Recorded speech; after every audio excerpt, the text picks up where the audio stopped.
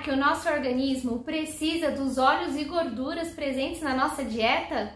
Fique nesse vídeo até o final que falaremos sobre esse assunto.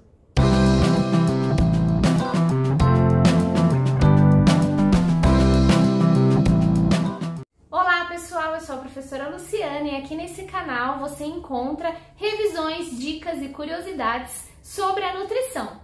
Se você assistiu os últimos vídeos aqui desse canal, você já fez uma revisão sobre os macronutrientes, carboidratos e proteínas.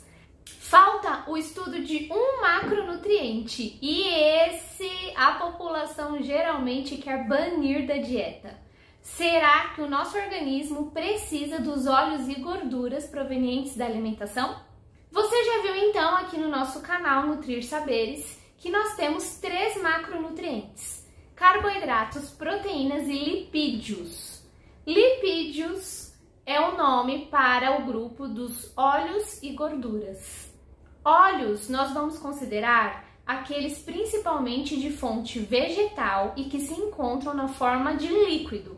Já as gorduras são principalmente obtidas por meio de fontes animais e muitas vezes elas estão sob a forma sólida, e isso em temperatura ambiente. Então nós podemos considerar aí óleos vegetais como o de soja, amendoim, canola, e podemos considerar as gorduras, por exemplo, presentes nas carnes, no leite, no queijo. Mas a dúvida então é, será que o nosso organismo precisa desses lipídios? Muitas pessoas querem banir da dieta a gordura e o óleo. Porém, eles são fundamentais na nossa alimentação. Nós precisamos ter fontes de ácidos graxos. Nós temos algumas classificações para os ácidos graxos. E aí então que devemos prestar atenção de quais ácidos graxos nós estamos consumindo. Na classificação de ácidos graxos, nós temos os famosos ácidos graxos saturados. Saturação é um tipo de ligação entre os carbonos da cadeia. Mas o que interessa aqui na nossa revisão é entender que esse ácido graxo, de modo saturado, ele não é muito bom para a nossa saúde. Esses ácidos graxos saturados estão principalmente nas fontes animais.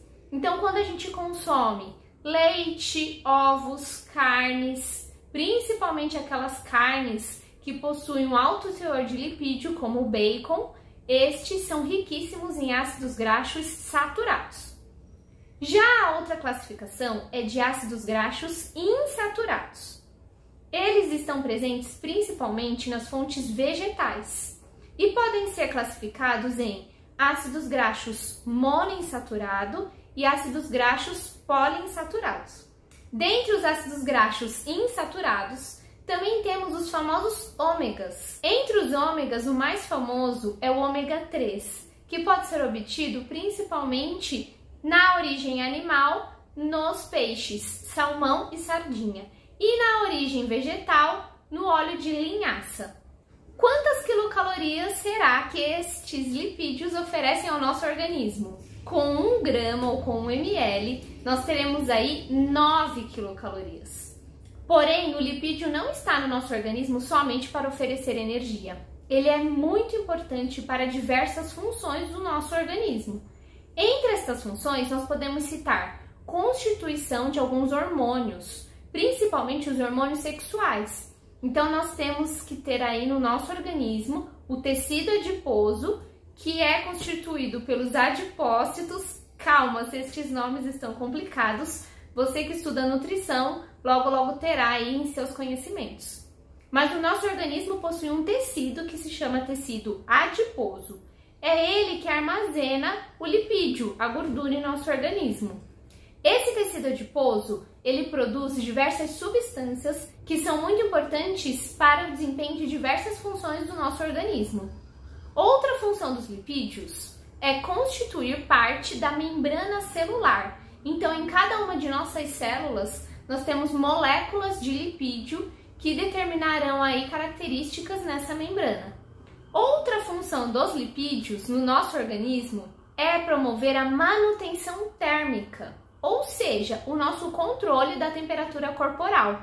Você já deve ter visto alguma pessoa com baixo peso reclamando de frio excessivo, principalmente no inverno, enquanto as pessoas que possuem um tecido adiposo maior, como nos casos de sobrepeso e obesidade, a sensação térmica é de um organismo mais aquecido. Uma outra função que o tecido adiposo desempenha em nosso organismo é nos auxiliar contra alguns traumas. Isso porque alguns órgãos possuem aí uma proteção óssea. Então, se nós pensarmos no encéfalo, o nosso crânio protege. Se nós pensarmos em pulmão, coração, as nossas costelas protegem. Agora, os órgãos da cavidade abdominal não possuem aí uma estrutura óssea para essa proteção. Então, o tecido adiposo também faz esse papel contra alguns traumas. Porém, o tecido adiposo em excesso no nosso organismo pode desencadear diversos prejuízos.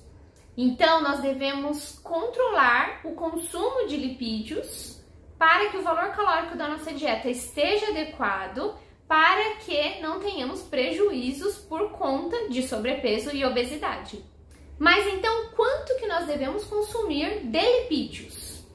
Alguns aqui ficaram surpresos, porque a porcentagem recomendada para o macronutriente lipídio é muito mais alta do que a porcentagem da proteína que nós vimos no último vídeo. Então, só recapitulando, a FAO, para a recomendação dos carboidratos, estipula aí de 55% a 75% do valor energético total.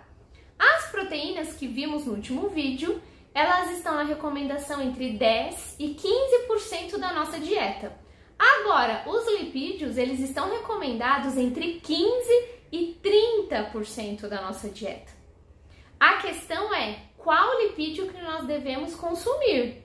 Então, de preferência, aqueles que possuem ácidos graxos insaturados. Então, por exemplo, as oleaginosas oferecem lipídios muito bons, são as castanhas.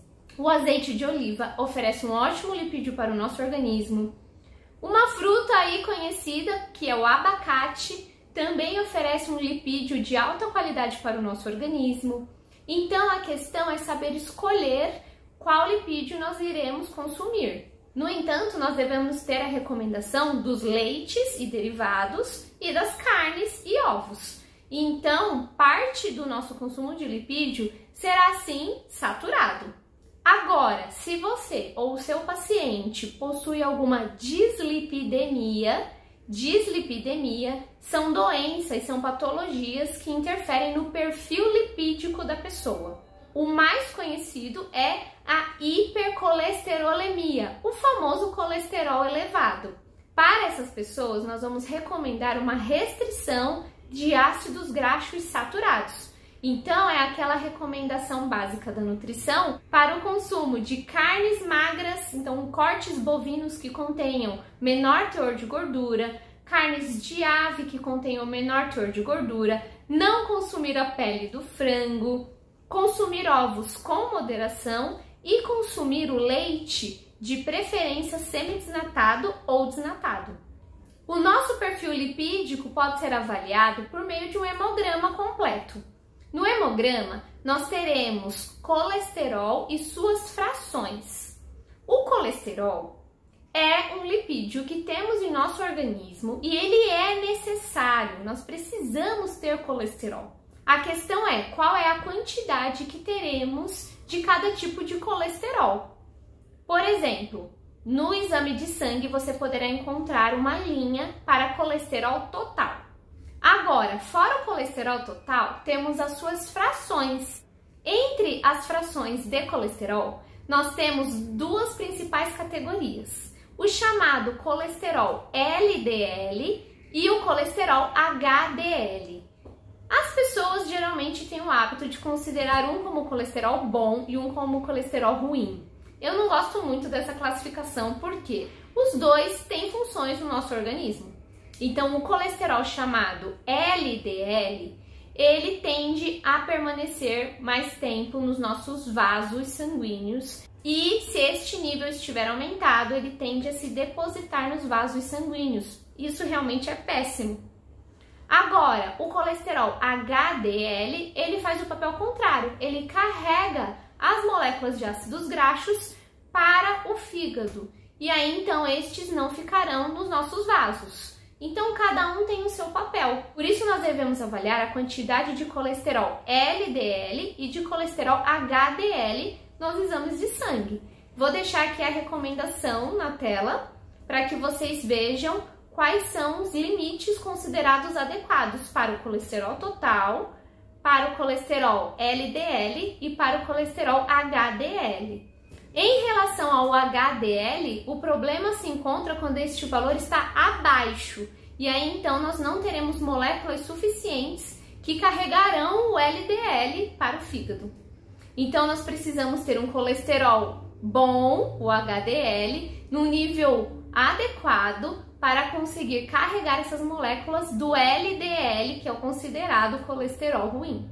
Vimos hoje então que os lipídios devem fazer parte da nossa dieta, porém em quantidades adequadas e de preferência aqueles que oferecem ácidos graxos insaturados. E que os lipídios têm muitas funções no nosso organismo. Por isso, ter tecido adiposo é essencial para a nossa saúde. Todos nós temos e precisamos ter este tecido adiposo. O problema se encontra quando este tecido adiposo está em nível aumentado, que então poderemos classificar em obesidade ou sobrepeso. Espero que vocês tenham tirado as dúvidas sobre o macronutriente lipídio. Se ainda ficou alguma dúvida, deixe aqui nos comentários e nos vemos no nosso próximo vídeo. Até lá!